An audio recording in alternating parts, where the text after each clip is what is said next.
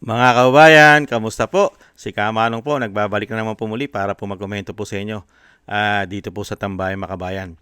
Samahan niyo po inyong lingkod, magkomentuhan po tayo. Magandang umaga po muna sa inyo, tanghali, hapon, gabi at madaling araw po sa ating lahat. Sana po nasa maayos po tayong kalagayan. Umpisa na po natin mga tambay. Ito po, nagsama-sama po. Ito pong grupo ng makakaliwa po yata ito mga tambay. Sila Padre Damaso umano mga kabayan. Sa pangunguna po ng Caloocan Bishop na Cardinal Pablo Virgilio David ay nananawagan po kay BBM na bumuo daw po ng komisyon na magsisiyasat ng katotohanan sa umano'y extrajudicial killing daw po sa nakarang administrasyon, mga kababayan. Grabe po, no? Imbis na ang trabahuhin po nito ay ipagdasal po ang sambayan ng Pilipino sa nararanasan po nating pahirap, lalong-lalo po sa ginawa po ng mga politiko na tayo po ang nagsasakripisyo at nagkakamatay sa grabing korupsyon na dapat po inilalagay po nila para sa ating safety, katulad ng flood control, na inubos po ang pera na wala pong pinatunguhan, mga kababayan. Pero sa kabila nun, nakakaranas po tayo ng isang napakalakas na bagyo at may parating pa. Pero ang inuuna po ng kaparian sa pangunguna po ng kardinal ay ang dating Pangulong Duterte. Magkano kaya mga tambay? Ang tanong po natin kay Father, sa mga hila Father Damaso, how much? How much ba, Father? Yung korupsyon na nangyari na mahigit 3 taon, hindi mo nakikita? Father, how much? At nasaan naman ang katarungan ng biniktima ng mga kriminal? Father, nananawagan ka rin ba, Father? Father Damaso, nananawagan ka ba sa mga biktima at sinugi nitong sinasabi mo na katotohanan para sa masasamang tao? Ibang klase ka. Pakinggan po natin si Father Damaso, mga katambay. Our nation needs healing. For these reasons, we humbly appeal to Your Excellency to consider creating a National Truth Commission.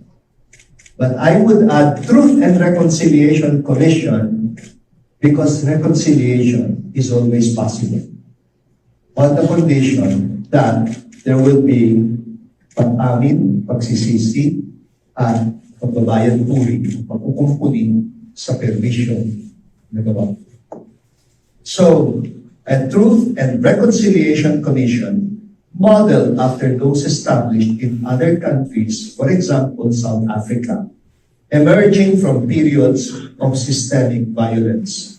Such a body will not exist to seek revenge or to seek vengeance, but to establish truth, to promote accountability, to extend compassion to the victims, and to help our country move forward with honesty and moral clarity. A Philippine Truth and Reconciliation Commission would do the following. 1. Provide a safe venue for victims, families, and witnesses to be heard. 2. Encourage full disclosure from law enforcers and other actors who were complicit under proper legal safeguards. 3.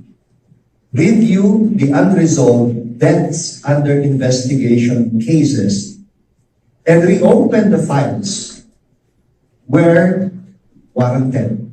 4. Recommend reparations and psychosocial support for the families of victims. And 5.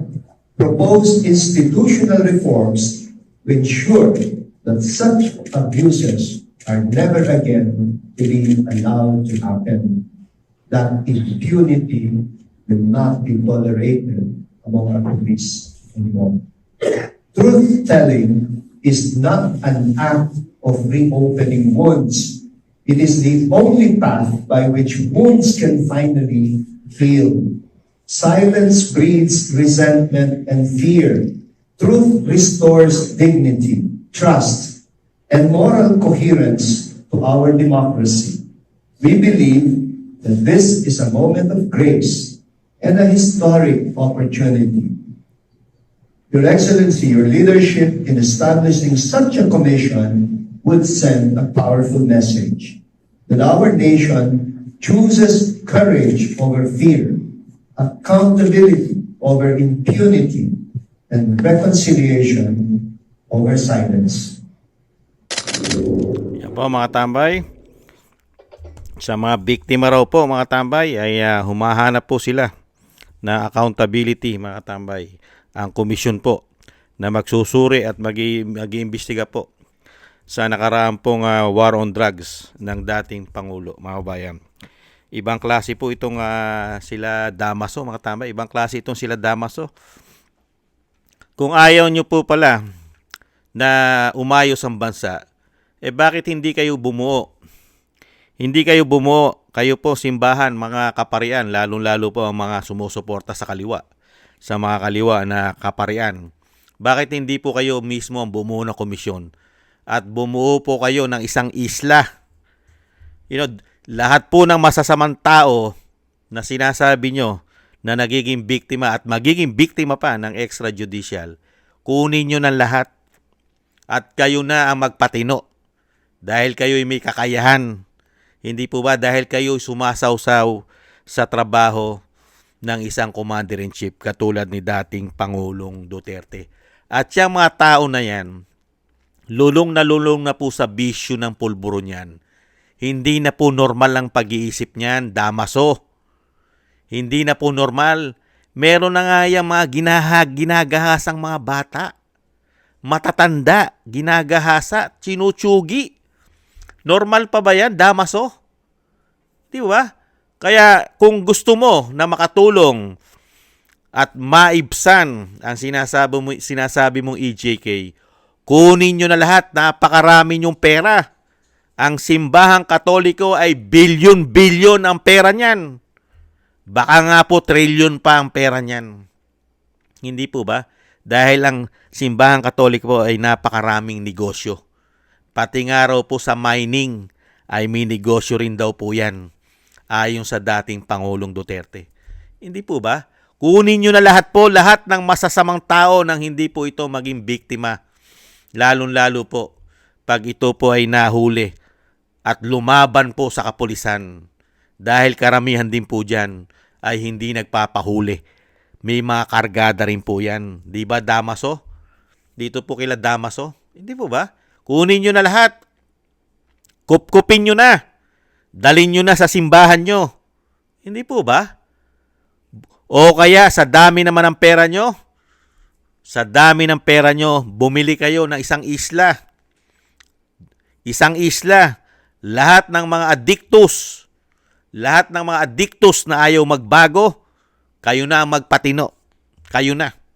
Kunin nyo na lahat, Damaso. Magsama-sama na kayo. Hindi po ba? At nang malaman namin ang galing ninyo, ibang klase kayo. Mas pinoprotektahan nyo pa ang mga kabayan, itong mga sinasabing na biktima, isang tao lang yan eh. Isang tao lang po yan, mga kabayan, na hindi nagbagong buhay at nagpagamit po yan sa mga sindikato. Karamihan po dyan nagpagamit sa sindikato. Hindi po ba? Sa mga narco-politics. At isang tao lang yan. Pero yung mga biniktima niyan, gaano po karami ang karamihan po sa mga tao na yan na biniktima nila? Hindi lang po isa. Lalong-lalo kung lulong ka. Samantalang sila isa lang. Pero yung pinerwisyo nila, ginawa nila ng masama, marami na mga Pilipino. Hindi po ba? Diyan ka magtataka dito kila Damaso. Ibang klase. Kaya nga po masasabi natin dito kay Damaso, how much? How much po? Nakita niyo po mga itsura, yung iba. Yung iba, may piring pa ang muka. Di ba? May piring pa. Ayaw magpakilala. Pero namukha natin, nandun po ang grupo. Pati nga po yung mahilig sa karsada na pare, di ba? Si Reyes. Yung pare na si Reyes, lagi nasa karsada. Talagang alam mo itong mga grupo na ito. Grupo po yata ito ng CPP, NP, NDF. mga kababayan. Ito pong ginagawa po nila. Hindi po ito para sa mga matitino. Hindi po ito sa matitinong tao. Ito pong ginagawa nila, sinusuportahan pa nila, mga kababayan, ang masasamang tao sa ating bansa. Katulad po ngayon, suportado po nila Damaso ang korupsyon ng mahigit 3 taon sa administrasyon po ni BBM. Di po ba? Nakikiusap pa sila ngayon eh. Di po ba? Suportado nila. Kaya nga magtataka ka eh. How much kaya? Ilang maleta kaya na tinatawag na basura ang naibigay sa mga hayop na ito umano? Mga kababayan. Kaya po, gagawin naman po talaga nila yan. Nakita nyo po, kahit po sinasabi pong nagpaanyong tupa, nagpapakatupa na po. At talagang ang tingin po nila sarili nila tupa sila. Pero meron po itong kambing na hangarin sa mga Pilipino. Ano po? Pabagsakin at siraan ang Duterte para hindi po makabalik. At maghari na po ang mga kambing, mga buhaya at mga baboy sa ating lipunan. Yan po yata ang hangarin nito nila Damaso umano. Ibang klase ka Damaso. Kaya kung ako tatanungin mga tambay, dalhin lahat. Lahat ng mga adiktus, mga kriminal, lahat ng klase na masasamang tao, dalhin po dapat lahat yan. Diyan po kila Damaso. At sila na po ang magpakatino o sila na ang gumawa ng paraan para tumino itong mga demonyong ito na salot ng lipunan umano.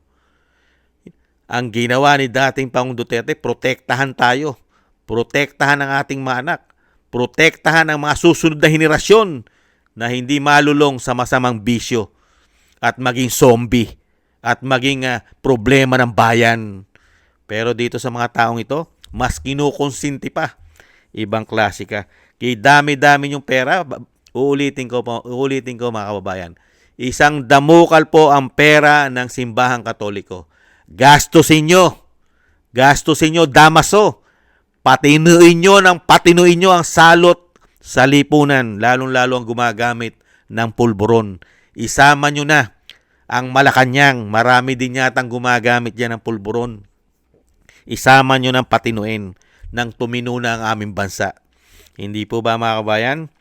Yan po mga kabayan, ang ubod po ng galing na sila Damaso mga tambay. Ito pong sila Damaso umano ay humihingi pa po ng tulong na magbigay raw po ng isang komisyon sa pangunguna po ng Caloocan Bishop, Cardinal daw siya, si Pablo Virgilio David, mga kababayan, sila Damaso. At ang mga kasama, suportado po ang CPP, MPA, NDF ng mga demonyong ito umano, mga kababayan. Thank you po mga tambay, nakakalungkot lang po, mga nakasuot pa, nakakala mo mga tupa, pero ang binubuka ng bibig, mga kabayan, ay talagang ibang klase po mga tambay. Ibang klase. Ingat-ingat po tayo mga kabayan. Ingat-ingat po. Lalo-lalo po ngayon.